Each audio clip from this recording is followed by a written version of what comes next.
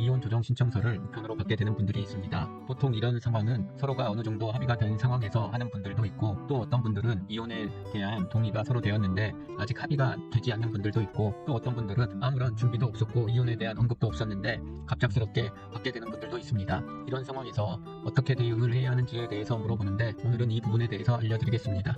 일단 본인이 이혼을 할 것인지 하지 않을 것인지를 우선 정해야 합니다. 본인은 이혼할 의사가 없다라고 하면 일단 답변서를 통해서 이혼을 원하지 않는다는 의사를 분명하게 밝혀야 합니다. 그러면 조정기일이 지정되는데 그때 나아가서도 이혼 의사가 없다라고 말을 하면 됩니다.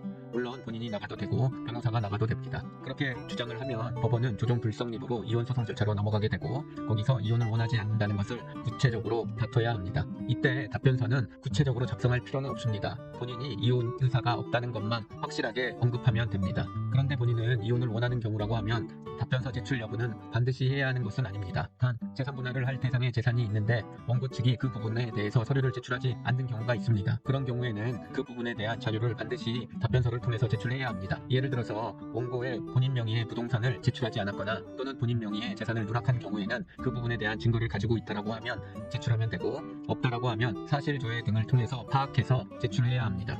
그렇게 해야지 조정기일에 그 부분에 대해서 누락하지 않고 조정을 할 수가 있고, 조정관도 그 재산을 파악하고 있기 때문에 그것을 염두에 두고 조정을 할 수가 있습니다. 그와 달리 원고 측에서 모든 재산을 다 오픈했다라고 하면, 그리고 본인이 합의 의사가 있다라고 하면 답변서를 반드시 제출해야 하는 것은 아닙니다. 대신 조정기일에 참석해야 하기 때문에 본인이 받고 싶은 최대치와 최소 이 정도까지는 받아야 한다는 가이드라인을 가지고 있어야 합니다. 조정기일이 좋은 점과 주의해야 할 것은, 조정기일에 참석해서 합의가 되면 그 자리에서 이혼이 되는 것이 큰 장점입니다. 그런데 만일 본인이 어떤 기준도 가지지 않고 참석하게 되면 조정 간의 조정 분위기에 휩쓸려서 합의를 하게 되는 일들이 발생을 합니다. 문제는 조정기일에 참석해서 합의서에 사인을 하고 나오게 되면 그 합의서는 다시 수정할 수가 없습니다. 즉 그대로 종결이 돼버립니다. 그러하기 때문에 반드시 난 이 정도 이하는 절대 받아들일 수 없다는 가이드라인을 가지고 가야 합니다.